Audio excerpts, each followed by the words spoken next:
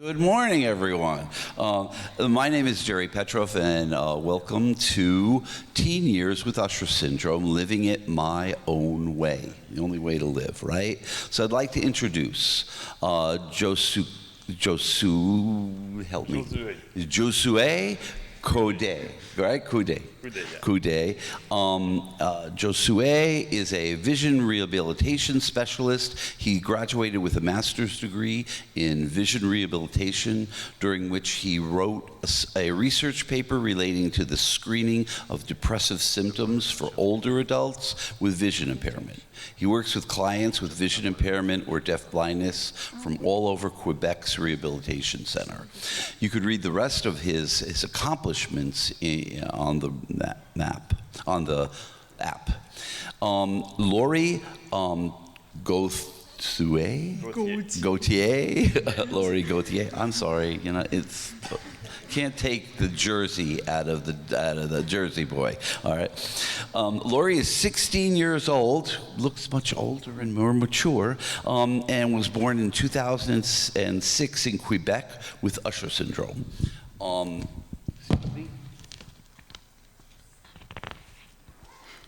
paraphrase some of this too.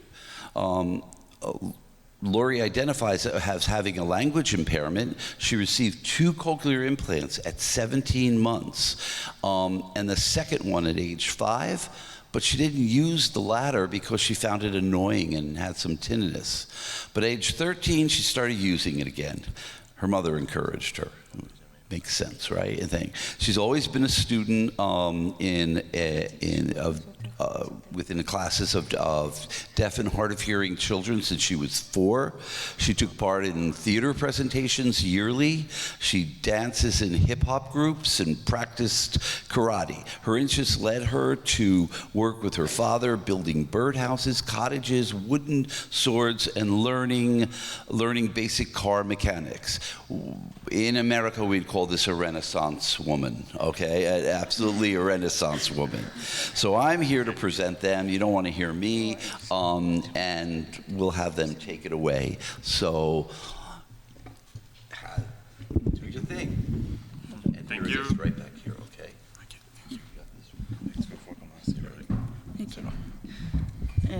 Hello everybody, I'm Laurie Gauthier. I'm a 16 years old young woman, and I was born in an ambulance right in front of the house of my great-grandmother in Quebec, just after Christmas. I have a brown hair, I am a 1 meter and 67 centimeters tall. I have a pair of hazel eyes, I have a light tan skin, I have black glasses. Today I am wearing a black dress. I have the Usher syndrome. I have 2 cochlear implants. I am not completely blind, but I am losing vision each year or almost. I speak in French, and so this is why my presentation is translated in English on the PowerPoint. Hi everyone, I'm Josue Coudet. I am 5 feet 11 in meter, I don't know. I have brown eyes, I have a light tan skin, and I am a vision rehab therapist. I teach Braille, screen reader, Braille display, and computer and smartphone usage, but most importantly, I teach Laurie Braille. En débutant, je voulais vous partager ma motivation. Alors, pour vous motiver, je vous demande tous de vous mettre debout et on va se courir sur place. Mais non, en vrai, c'est une blague. Ma motivation aujourd'hui, c'est que j'ai envie de communiquer que c'est possible avec une surdicité, une déficience visuelle et un trouble de langage de vivre de pleinement et faire beaucoup de choses et de passer à travers les difficultés. To begin, it's okay. To begin, Laurie, I wanted to ask you, how old were you when your parents discovered that you were a deaf person? Mes parents ont découvert que j'étais sourde à l'âge de 7 mois. Je n'avais pas beaucoup de réactions au bruit de mon environnement. mon audition a été évaluée et j'ai eu mon premier implant à l'âge de 17 mois. Now we see a picture showing Laurie at about 17 months, and she's wearing a green hospital gown with a white bandage on the side of her head after her cochlear implant surgery. De 1 an et demi à 5 ans, je suis allée au centre de stimulation de l'IRDBQ et aussi dans une garderie familiale avec Pierrette, Madame Pierrette. Now the picture shows Laurie. She's wearing a fireman's hat at about 4 years old, and she's driving a toy fire truck at the rehab center. Ensuite, Chantal, mon orthophoniste, a proposé à mes parents de l'école oraliste, une école privée pour les enfants sourds. C'est là que j'ai commencé l'école. J'ai développé mon langage et on a découvert que j'avais un problème visuel à l'âge de 17 ans. Let's watch a video of Carol, the school principal when I start school. She speaks about me when I was little. On t'a regardé, interagir avec les autres enfants, on a joué, on a passé une grosse heure, peut-être même 2, là. On a passé un long moment. Et puis là, qu'est-ce que j'ai vu dans les yeux de tes parents? J'ai vu, oh, oui, ça va être ici, ça va être ici, ça va marcher, je pense. Et là, c'est là qu'ils ont décidé qu'ils voulaient choisir l'école oraliste parce qu'au début, ils ne connaissaient pas ce qu'on faisait à l'école oraliste. Je pense que ce qui les a séduits par l'école oraliste, c'est le fait qu'on était comme une famille. Nous, on t'a pris comme tu étais, la petite Laurie de 4 ans, avec toute sa belle énergie. Et on est parti de là où tu étais pour essayer de te propulser, pour t'amener plus loin. Quand j'étais petite, j'avais le goût de communiquer. J'ai appris des signes, mais je ne disais pas beaucoup de mots. Je voulais vraiment parler. Let's watch a video of my kindergarten teacher, Anne-Marie, who talks about my language development. Comment était-ce pour communiquer avec moi à mon arrivée de 5 ans environ à l'école? Comment c'était pour communiquer avec toi? Mais quand tu étais petite, Laurie, tu avais le goût de communiquer. Tu avais le goût de parler avec les autres, tu avais le goût d'entrer en relation, mais est-ce que tu te souviens, ton langage était très difficile, hein? Très difficile. Tu avais beaucoup de choses à dire, puis tu enchaînais beaucoup de sons, mais c'était difficile de comprendre les mots que tu voulais dire. Fait que ce qu'on faisait, là, c'est qu'on t'aidait beaucoup à t'arrêter pour qu'on comprenne un mot, puis on t'aidait à les redire ensuite. Laurie, can you share with us your experience when you went to a day camp? Avant d'aller au camp de jour, j'étais une enfant énergique et confiante. J'avais toujours un bon accueil à l'école, à la garderie et dans la famille. Au camp de jour, je voulais me faire des amis, mais des enfants se sont moqués de moi et ils m'ont traité de pas fin comme monstre, justement parce que je portais des implants. Je ne comprenais pas tout ce qu'ils disaient, mais je voyais leur expression et leur façon de me parler. Je me suis sentie rejetée. À ce moment-là, c'était difficile de bien m'exprimer et de dire à mes parents, à ma mère, comment je me sentais et ce que je vivais. Je manquais de mots pour exprimer mes émotions. Et je ne voulais plus retourner au camp de jour. J'ai répété plusieurs fois, jour après jour, pour finalement mes parents finissent par accepter que je reste à la maison pendant l'été. Ensuite, je suis restée à la maison avec mon frère. J'ai développé mon autonomie. J'ai appris à me garder avec mon frère, à m'occuper dans la journée, à cuisiner un peu et faire des tâches comme la vaisselle. Je suis devenue plus responsable et mes parents m'ont fait plus confiance. Après, je n'avais plus le goût de sortir de la maison. Je ne voulais plus rencontrer des personnes, même quand mes parents me proposaient d'aller voir des gens ou de faire des activités familiales. Je ne voulais plus me faire agacer. Now, Laurie, can you tell us what happened when you received your second cochlear implant? J'ai reçu mon deuxième implant à l'âge de 5 ans. J'ai eu des problèmes avec celui-là, des acouphènes, des chatouillements, c'était vraiment désagréable. Je ne l'ai pas vraiment porté jusqu'à environ 13 ans. À ce moment-là, c'était difficile pour moi de parler clairement. L'audiologiste devrait programmer l'implant en regardant mes réactions, mes grimaces, les clignements de mes yeux pour voir si j'étais confortable. Ça n'a pas été facile. Une fois que ça a été possible pour moi de m'exprimer mieux, il y a eu une reprogrammation de mon implant. J'étais maintenant capable de dire si le son était trop fort, trop faible, dérangeant ou si c'était confortable.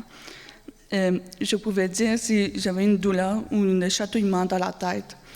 En plus, les possibilités de programmation de l'implant étaient meilleures que lorsque j'avais 5 ans. Avec mon deuxième implant que je porte maintenant, j'entends mieux des deux côtés. C'est plus facile. Je dois parler moins fort pour entendre ma voix. J'écoute la télé moins fort et c'est mieux pour les oreilles de mes parents. Je peux aussi me connecter sur Bluetooth à un système d'écoute de la télé et à mon téléphone intelligent. Laurie, how did you react when you experienced vision loss at the age of 12? Quand j'ai perdu plus de vision, je voyais moins grand et plus sombre. J'ai eu des moments difficiles. À l'école, j'étais stressée parce que j'avais plus de difficultés et je voulais réussir à faire le travail. J'avais plus de difficultés comme dans les sports et j'ai perdu ma confiance. J'ai ressenti plus ma différence avec les autres.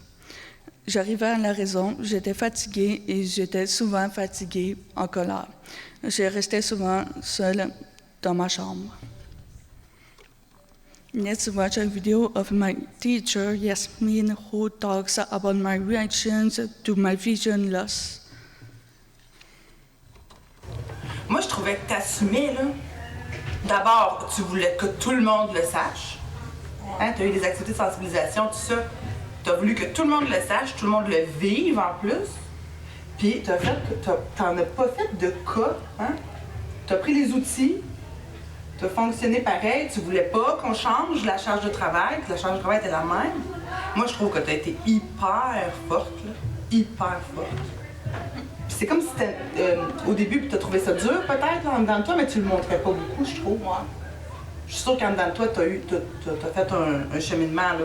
Parce que devant les autres, c'est comme si tu l'assumais. Fait que moi, je le savais parce que je parlais avec les gens du CIUS, je le savais qu'il fallait que je fasse plein de choses puis qu'on travaille avec toi pour que ça soit le plus simple possible pour toi. Mais toi, dans la classe, moi, j'ai pas vu une peur, j'ai pas vu une honte, j'ai pas vu une crainte de faire des choses. Tu voulais avoir exactement les mêmes tâches que les autres. Et c'est vrai, c'était difficile. À l'école, je restais assez de bonne humeur, même avec le stress. Mais à la maison, j'étais plus déprimée. Dans la même période, j'entrais dans l'adolescence. On m'a proposé de l'aide et je suis d'aller voir la psychologue et le médecin pour des médicaments pour le stress. Je ne résistais pas à baisser ma colère toute seule. Je ne me sentais pas bien parce que la colère, ça ne me ressemblait pas. C'est pas dans ma personnalité. Je réagissais seulement à ma perte de vision. J'ai essayé d'améliorer ça, mais j'avais besoin de soutien pour y arriver. Avec la psychologue, j'ai travaillé par étapes. Je voulais travailler pour reprendre ma confiance. En premier, nous avons travaillé la gestion de la colère. Ensuite, j'ai développé des outils de gestion du stress. Après, on a travaillé sur la peine et la déprime. On dirait qu'après cette période-là, j'étais plus capable de comprendre rapidement. Je sens que je me suis ouverte et je me sens plus capable d'intégrer l'information. Now, Laurie, can you tell us about the way you have been introduced to Braille with one of the best teachers in Canada? But it's only my point of view. Après ma baisse de vision, l'équipe de réadaptation m'a proposé de découvrir le Braille. Je ne savais pas trop au début, mais j'ai accepté. J'ai beaucoup aimé apprendre comment le Braille fonctionne. J'ai aussi appris quelques bases pour écrire à l'aide d'un clavier Braille avec Josué qui est avec moi aujourd'hui. Je sais que je vais pouvoir continuer d'apprendre et qu'avec le Braille et les logiciels vocaux, les lecteurs d'écran, je vais pouvoir continuer à avoir accès à l'ordinateur et faire plein de choses, même si je vois moins. Let's watch a video where I write my name in braille with my iPad. 4-6. L maj A. Étoile. Étoile U. R. I. E. E. Point 4. G maj A. O. O select U. T. H. I. E. R. Espace. G. O. O. D. Espace. Good. Laurie, when you experienced a vision loss, how did you do to help people to understand your vision difficulties? Au moment où ma vision a baissé et dans les mois suivants, j'ai parlé de mes difficultés visuelles à l'école. Les professeurs et les élèves ont été informés. C'était difficile de faire comprendre aux enseignantes et aux jeunes de mon âge ce que je vivais et comment j'étais stressée. Parce que je vivais des difficultés, une rencontre a été organisée avec l'équipe de réadaptation. Let's watch a video presenting a part of the meeting and the practical exercise that we did with the rehab team and my schoolmates and teachers. A short woman in her 50s with white hair and wearing a black coat, Esther, speaks to a group of 5 students between the ages of 14 and 16. The young people wear visual loss simulation glasses on their foreheads. Esther gives explanations demonstrating the characteristics of Laurie's vision. Esther approaches one of the students with dark skin and helps her adjust her glasses. The students are a few meters apart from each other. We see an orange basketball that they throw to each other without being able to catch it. Then, the ball is recovered and thrown to Tom Lee, but the ball is not caught. Tom Lee searches on the ground. He recovers it after 2 or 3 unsuccessful attempts. The image shows in slow motion Asia, who has difficulty recovering the ball on the ground. Laurie makes a pass to Erika, who takes 2 steps back and manages to catch the ball without dropping it. She calls, Asia, and then throws the ball, and she manages to catch it. It doesn't always work. It's not easy to play ball with a reduced visual field. You now see as Laurie does. Mes professeurs ont été surprises. Ils ne s'attendaient pas à des impacts aussi importants. Ils n'avaient pas senti à quel point ma vision était affectée. Mes amis ont été impressionnés par ce que je vivais et au jeu de ballon. Mon amie d'enfance a essayé avec moi un tir de 3-4 mètres. Elle a réussi à attraper le ballon, mais quand elle a enlevé les lunettes de simulation, elle a vu que ce n'était pas tellement loin. Après les rencontres, les autres élèves étaient plus compréhensifs et essayaient plus de m'aider. Les enseignantes savaient aussi mieux comment faire pour m'aider.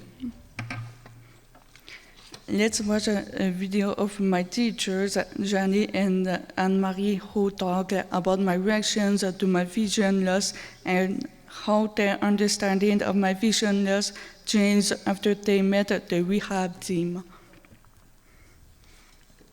Ouais, le basketball, ça va vite. Hein? Des fois, c'est moins évident là, de voir le ballon arriver. Sinon, tu t'adaptes bien. Hein?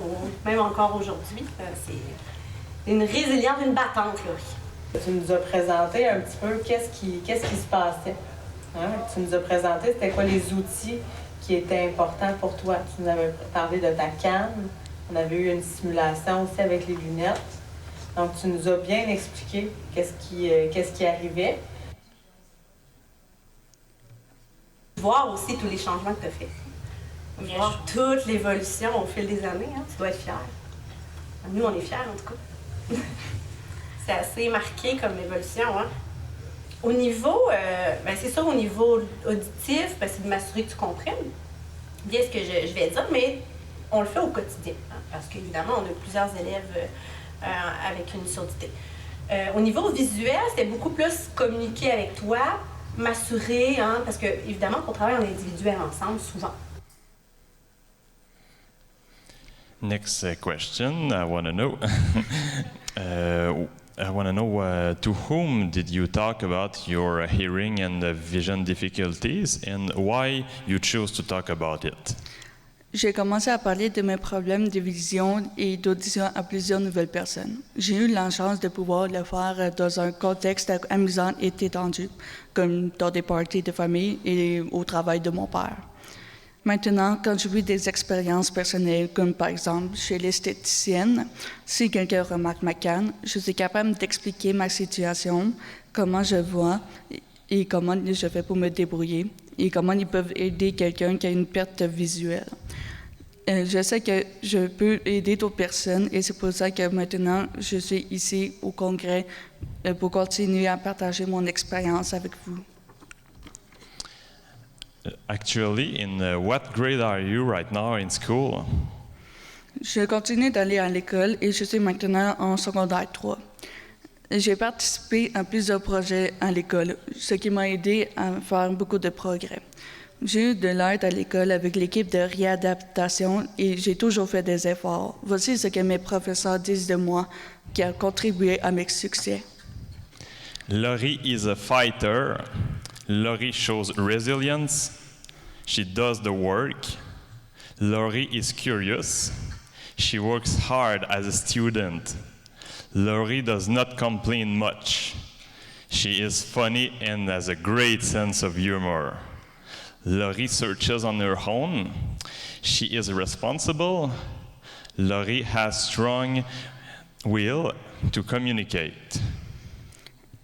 Let's listen to what Amelie, my dramatic art teacher, says about my journey. I have known Laurie from the time she was 5 years old. At the time, she barely spoke. Dramatic art was a challenge, but she was creative and able to express herself by other means than words. At first, she had short lines to say. Over the years, her lines have gotten longer, and her language improved tremendously. From the top of her 16 years, Laurie is unique and assumed in her tastes and personality. I very much appreciate her confidence. She is interested in things often associated with masculinity and rurality, and makes everyone benefit from it. Together, we have been creating shows from scratch with her classmates. She contributes greatly with her ideas. This year, she brilliantly plays a desperate father. She makes us laugh a lot. But my greatest discovery happened last fall. Laurie with a clown nose. As she's very funny and expressive in everyday life, she understood instinctively the art of clowning. It was a real crush for me and the public. To sum it up, working in creation with Laurie is a privilege that I cherish enormously. Now I'm gonna describe some pictures. Like the first one is Laurie, and she's smiling, and she's dressed with a white gown, and she's seated in a theater scene with an ancient Greek temple decor. The second one is Laurie in her classroom, and she's dressed with a fur hat and a scarf that she holds in her hand, and she's pointing her finger up, and she's smiling with a mischievous glance. Now the third one, it's Laurie in her teen years, and she's dressed as an Asian woman, and she has her face painted in white, and she's preparing for her school play. The fourth one is Laurie dressed as a clown with a funny face, and she's performing on stage at her school. Même quand je ne le savais pas, des gens faisaient des choses pour adapter mon environnement. Pour ça que ça se passe bien pour moi à l'école. Let's watch a video of Yasmin, my teacher, who speaks about the intervention of Milan and Esther, specialists who helped with the adaptations when the school has moved to another building.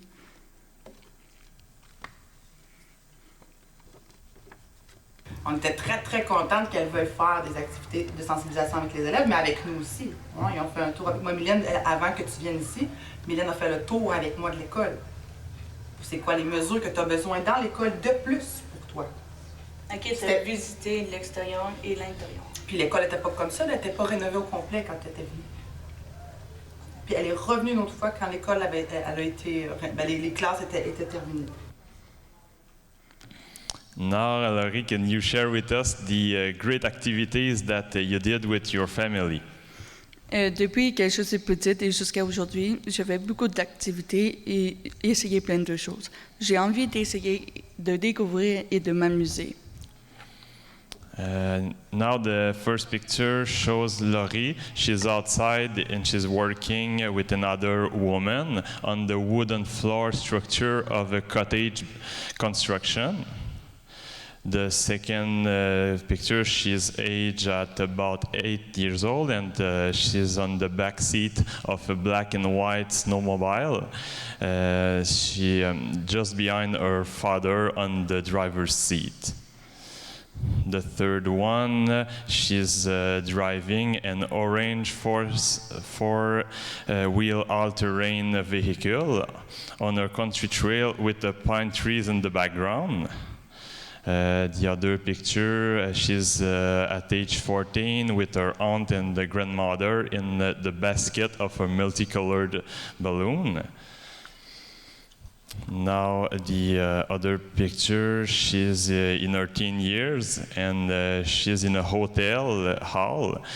She's holding her white cane and in front of her there's an exotic white bird that looks like a heron. Another picture, Laurie is in her teen years. She's in a summer day. She's seated in the front of the Statue of Liberty. This picture shows Laurie in her teen years on the lake shore, and she's holding a big gray fish she just caught. The picture shows Laurie at age 15. She's seated in front of her computer and she's smiling. This picture shows Laurie and she's wearing a white karate kimono and she has a golden trophy in her hands. Now Laurie is dressed as a hip-hop dancer with a white shirt and a bronze red and pink and white jacket with a serious gaze and her arms crossed. Laurie, I want to know now, I think you found the student job. How did you find it? Depuis l'hiver passé, j'ai commencé à travailler comme commis dans une épicerie. J'apprends beaucoup de choses et je connais des nouvelles personnes. J'aime beaucoup ça. J'ai réussi à trouver ce travail grâce à ma grand-mère et parce que cet endroit était ouvert pour l'intégration sociale. Now we see Laurie, age 16, and she's in front of the employees' locker at Max's grocery store. Laurie, what are your plans for the future? Bientôt, dans 1 an, je vais changer d'école pour continuer mes apprentissages et ma formation. J'ai aussi commencé une démarche en orientation professionnelle pour connaître mes possibilités et voir les formations et emplois que je pourrais faire plus tard.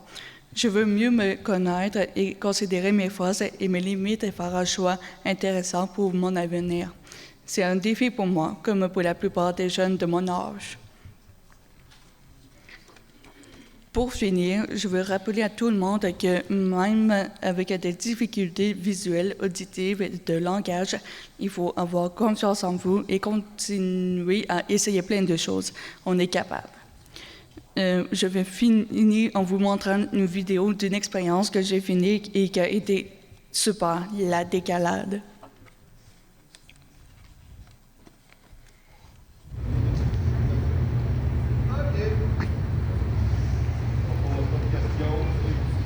Now we see Laurie, and she's in the top of a building of about 11 floors.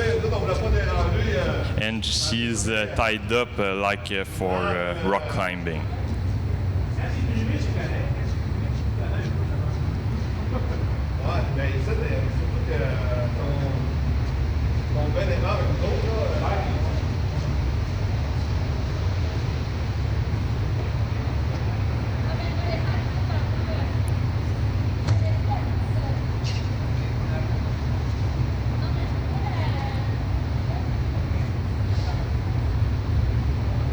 Now Laurie is jumping along the building in the void down to the ground.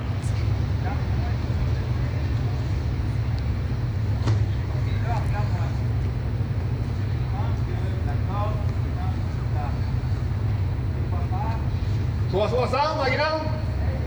Tu tournes? Non, OK.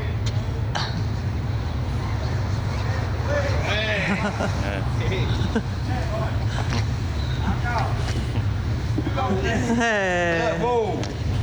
She made it. Come on, man.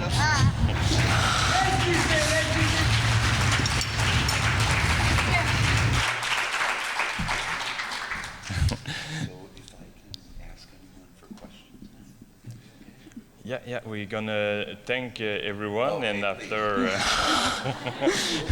to conclude, we want to thank everyone for listening to our presentation. Laurie.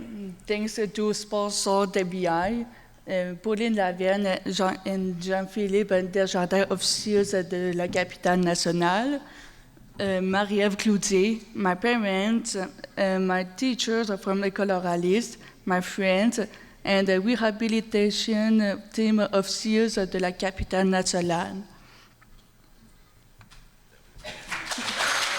Okay. So I'm going to take this for questions.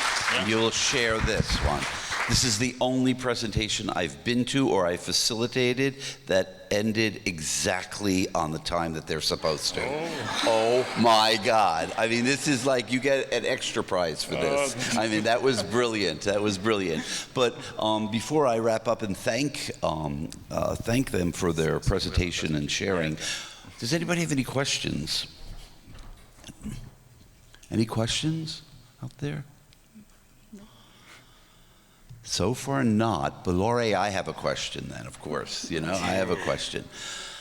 I don't know, I'm gonna look at this as a dad now, not as an educator or researcher, and I'm going to ask you, were there any concerns about all these physical activities that you're doing with retinal detachment or anything like that? Did your parents ever say, no, maybe you shouldn't do that? Est-ce que tes parents t'ont dit des fois tu devrais pas faire telle activité, toutes les activités physiques que tu faisais? Est-ce que tes parents se sont inquiétés et t'ont dit tu devrais pas faire ça? Du côté de ma mère, elle dit parfois non, mais du côté de mon père, c'est comme ça me dérange pas, tu peux prendre risque. She says that like her father is less worried than her mother. Mother sometimes no, the father is yes. I do research with fathers in deafblindness, and that's exactly what most fathers do as well. So we'll talk about that tomorrow at my plenary. Anybody have any? Yes, question comes here. Thank you. Okay, you're bleeped. Hello, Laurie. I am Gratje from the Netherlands. I also have Usher syndrome, but type 2, and I recognize a lot of things you told. My question is, what is your advice to parents of children with Usher or other forms of deaf blindness?